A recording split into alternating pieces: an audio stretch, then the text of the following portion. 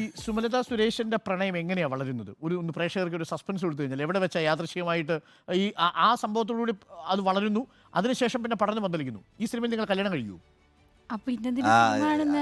അതെ, നീ തന്നെ പറഞ്ഞത്. അത് അടിപൊളിയായിട്ട് അതാണ് കേട്ടോ. പിന്നെ എന്തിനാ സിനിമ കാണുന്നത്? ഇതല്ലേ അതിന്റെ ക്ലൈമാക്സ്, അതാണ് ചോദ്യം. അപ്പോൾ ഓഡീഷന് വരുന്ന സമയത്ത് രാജേഷ് പാട്ട് പാടാൻ പറഞ്ഞു. അംഗൻവാടി അപ്പം ഞങ്ങൾ ടീച്ചറായിരിക്കുന്ന ഒരു നായികയാണ്. അപ്പോൾ പാട്ട് പാടി. ആ പാട്ട് നമുക്ക് പ്രേക്ഷകർക്ക് ഒന്ന് കൊടുക്കാം. അന്ന് കാസ്റ്റിംഗ് റൂമിൽ സംഭവിച്ചത്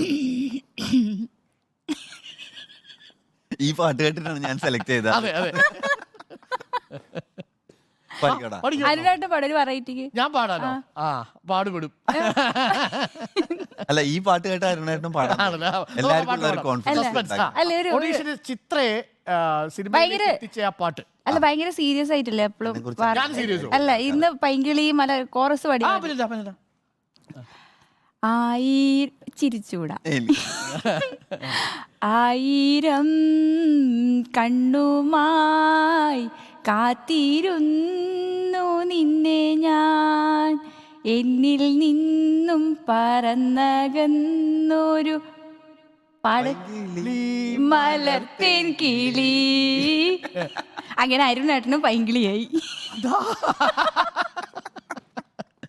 ഈ പാട്ട് എങ്ങനെയാണോ പാടിയത്? ഇങ്ങനെയാ പാടിയത്. ഇങ്ങനെയല്ല, ഞാൻ സെലക്ട് ചെയ്തത് എന്താണെന്നാണ് ചോദിച്ചത്. ഇതിനകത്ത് സെലക്ട് ചെയ്യാൻ വേണ്ടി പ്രത്യേകത ഉള്ളത് അതിൽ സംഗതി ഉണ്ട്. അത് അരുണേട്ടൻ പാടിനെ കുറിച്ച് ഒരു അറിവില്ലാഞ്ഞിട്ടാണ്. ഇപ്പൊ പാടിയതില് സ്ഥിരമായിട്ട് എന്റെ ഭാര്യ പറയുന്നത് ഇതൊക്കെ ശരിക്കും വന്നിരിക്കുന്ന സമയത്ത് ഇവരെന്തിനാ ഇതിങ്ങനെ നീട്ടും കുറുക്കൊക്കെ ചെയ്യുന്നത് എന്റെ മനസ്സിൽ വിചാരിക്കുന്നത്. അത് താളോട്ടത്തുള്ള ആരും അവർക്കല്ലേ അറിയുന്നത്. ഇതിന് വേറൊരു താളത്തിലായിരുന്നു ചിത്രം പാടിയത്. ആ താളത്തിൽ ഈ പാട്ട് പിന്നെ അത് കൊറേ ആൾക്കാര് പാടിപ്പിച്ച് ഈ ഉദ്ഘാടനത്തിലെല്ലാം പോയി. കാസർഗോഡത്തെ ചെറിയൊരു ഹണി റോസാ ഞാൻ. കാസർഗോഡിന്റെ മൊത്തം ഉദ്ഘാടനം ചിത്ര പെട്ടിക്കട തട്ടുകട അങ്ങനെയാ ഞാൻ ഉദ്ദേശിച്ചേ. അങ്ങനെ അപ്പൊ അത് ഉദ്ഘാടനം ചെയ്യുമ്പോ എല്ലാരും ഇത് എന്നെ കൊണ്ട് പഠിപ്പിച്ച് സംഗതി ഞാൻ ശരിയാക്കി. നന്നായതാ. ഇങ്ങനെയൊന്നും ആയിരുന്നില്ല പാടിയിരുന്നത്.